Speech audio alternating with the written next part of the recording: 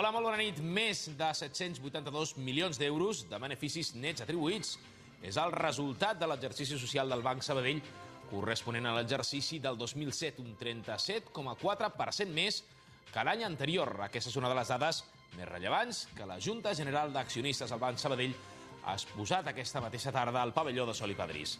El passat dia 31 de desembre de 2007, l'entitat bancària va tancar un dels anys més complicats per les entitats financeres, tant nacionals com internacionals, i tot i així els resultats corresponents a l'exercici de l'any 2007 han superat amb més del 37% els de l'any anterior. Aquesta és una de les notícies més destacades de l'informatiu aquest dijous, dia 27 de març de 2008. La resta de la jornada de la comarca ens deixen, entre d'altres, els següents titulars.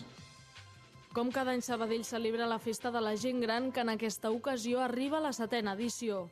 La festa, que començarà el dia 10 d'abril, s'allargarà fins diumenge, dia 13, i inclourà el tradicional dinar i sopar popular i ball, a més d'un cinefòrum, novetat d'aquesta edició.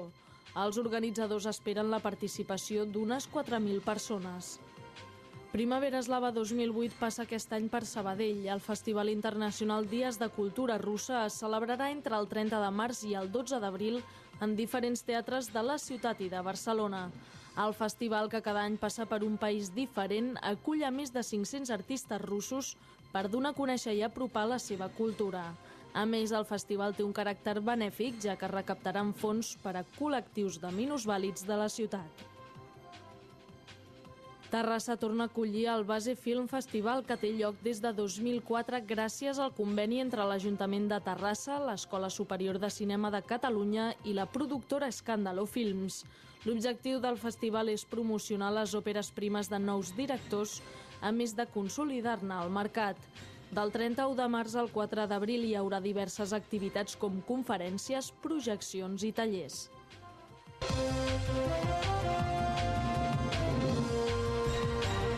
Ho dèiem a l'inici del nostre informatiu, més de 782 milions d'euros de beneficis nets atribuïts és el resultat de l'exercici social del Banc Sabadell durant l'any 2007, el que suposa un 37,4% més que l'exercici anterior. Aquesta és una de les dades més significatives que la Junta General d'Accionistes del Banc de Sabadell ha exposat aquesta mateixa tarda al pavelló de Sol i Padrís. El passat 31 de desembre, l'entitat bancària va tancar un dels anys més complicats per les entitats financeres, tant nacionals com internacionals, i tot i així els resultats d'aquest 2007 han superat amb més del 37% els de l'any anterior. D'altra banda, entre els acords que s'han aprovat en aquesta Junta, ha destacat el nomenament del conseller delegat Jaume Guardiola com a conseller executiu. Segons el president de l'entitat bancària, Josep Olió, els motius del bon resultat corresponents a l'exercici de l'any 2007 han estat la previsió, la ràpida reacció del banc enfront de la crisi de confiança en els mercats financers. D'aquesta manera, el Banc Sabadell va dur a terme fortes mesures per contraatacar l'augment del cost dels diners i així poder tancar el seu exercici anual amb un balanç més que positiu. Al banc vam tenir la consciència de seguida de la potencial gravetat del fenomen que estàvem vivint per la falta de finançament als mercats i vam fer un cop de timó radical en el focus de la gestió comercial, avançant-nos uns mesos a la nostra competència. Des del començament de la crisi financera i pensant que podia durar, vam redireccionar el focus comercial cap a la captació de depòsits i el trasllat de la prima de liquiditat i de risc que s'apuntava en els mercats cap a la inversió creditícia, tot procurant servir els clients amb el finançament necessari per a la marxa ordinària dels seus negocis. Canviant de tema i obrim plana política, avui l'Entesa per Sabadell ha parlat sobre els ferrocarrils de la Generalitat de Catalunya i ha expressat quina és la seva posició al respecte després que ahir, recordem, es donés el tret de sortida a les obres. L'Entesa per Sabadell, que en el seu moment va presentar un seguit d'al·legacions i esmenes al projecte, ha celebrat l'inici de les obres perquè consideren que és una infraestructura necessària per a la ciutat, però alhora ha lamentat que no s'hagi concretat res pel que fa a les modificacions sol·licitades i a les propostes de millora del projecte inicial del govern català. En aquest sentit, el grup municipal sabadellenc ha dit que no hi ha cap acord de ciutat sobre el projecte, sinó que es tracta d'un document elaborat per la taula tècnica sobre l'allargament dels catalans, que encara deixa alguns aspectes sense aclarir. El portaveu d'aquesta formació, Isidre Soler, ha afirmat que no hi ha acord i que continuaran fent propostes de millora d'una infraestructura que és important per la ciutat, per Sabadell i també per la comarca. Segons Soler, no es pot perdre aquesta oportunitat. No hi ha cap tipus d'acord. Lamentem que durant aquests 9 mesos, aquesta comissió tècnica, no hagi anat més enllà pràcticament del que planteja el projecte inicial.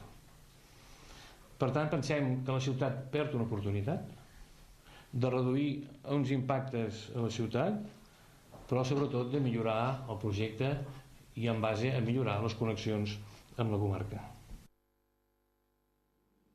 I de la seva banda, Esquerra Republicana de Catalunya de Sabadell ha dit que no donarà suport al document d'infraestructures presentat per l'equip de govern perquè, diuen, no prevé un traçat de la Ronda Est que respecti Tugores i Colobrers. La proposta d'Esquerra, al punt del document que fa referència a la Ronda Est, preveu, a més del que ja es diu, que per tal de preservar el rodal de la ciutat, la ronda no hauria de passar per la riba oest del riu Ripoll, en el seu tram entre el Santuari de la Salut i el sector sud de la ciutat. Des del grup d'Esquerra ha manifestat la coincidència amb molts dels objectius que s'estan donant a terme en matèria de mobilitat de la ciutat, però no estan d'acord en la manera en què aquests s'estan assolint. Consideren que el document és molt genèric i que s'ha de signar un pacte local d'infraestructures. S'ha de tenir molt clar què s'està signant i com repercutirà en la ciutat. Així mateix, els republicans tampoc estan d'acord amb una sèrie d'infraestructures com ara el túnel d'Horta i la Interpolar Sud. Per aquesta formació, per Esquerra Republicana de Catalunya de Sabadell, la mobilitat és una qüestió prioritària i per aquest motiu han fet diverses propostes alternatives al document proposat, entre elles la possibilitat que la Ronda Est, en el seu tram nord, coincideixi amb el traçat de la Gran Via o el mateix model que es va aplicar a la Ronda Nord, salvant el bosc de Can Déu. Portaven la proposta de soterrar-lo per sota la Gran Via, aquest eix. És una proposta tècnicament difícil i econòmicament cara, en som conscients.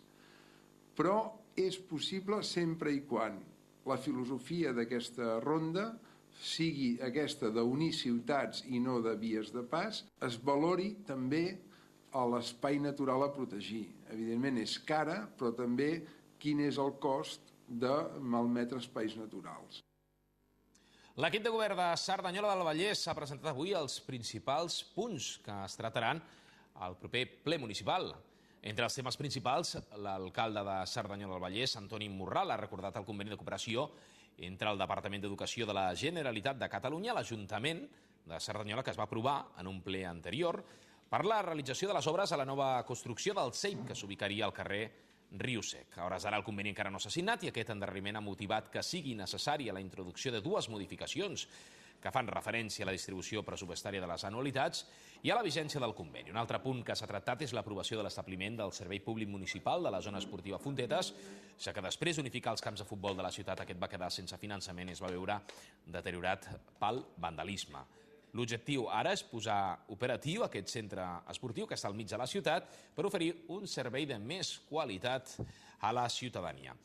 Com a punt destacat, entre aquests, l'alcalde de Cerdanyola del Vallès, Antoni Morral, ha parlat de la liquidació pressupostària corresponent a l'any anterior, que per primera vegada en molts anys es va tancar amb una xifra positiva. El fet que durant molt de temps la liquidació fos negativa va obligar l'Ajuntament a fer un pla de sanejament per corregir aquest dèficit. Ara, això ha dit, s'ha corregit i l'objectiu per aquest any és continuar en la mateixa línia.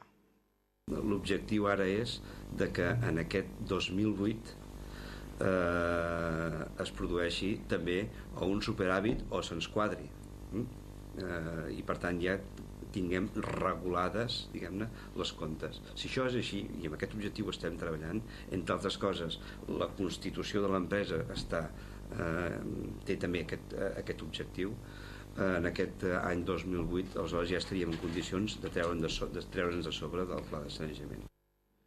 I fem ara un breu apunt també amb aquest municipi, amb Cerdanyola del Vallès, per informar que la policia local de Cerdanyola ha incautat 12 quilos de haixix. Els fets van succeir quan la nit del passat 24 de març els agents van intervenir en un accident de trànsit a l'Avinguda Europa. Un cop al lloc dels fets, la patrulla va observar que els ocupants havien fugit deixant el cotxe en marxa. Un cop identificat el vehicle, els agents van procedir a la revisió ocular i van detectar al maleter 30 paquets embalats que contenien fins a 12 quilos de haixix per ser comercialitzat. Els Mossos d'Esquadra ja han detingut una persona presumptament relacionada amb els fets. En aquests moments, el cas a hores d'ara continua obert i no es descarten noves detencions d'implicats en aquest succés.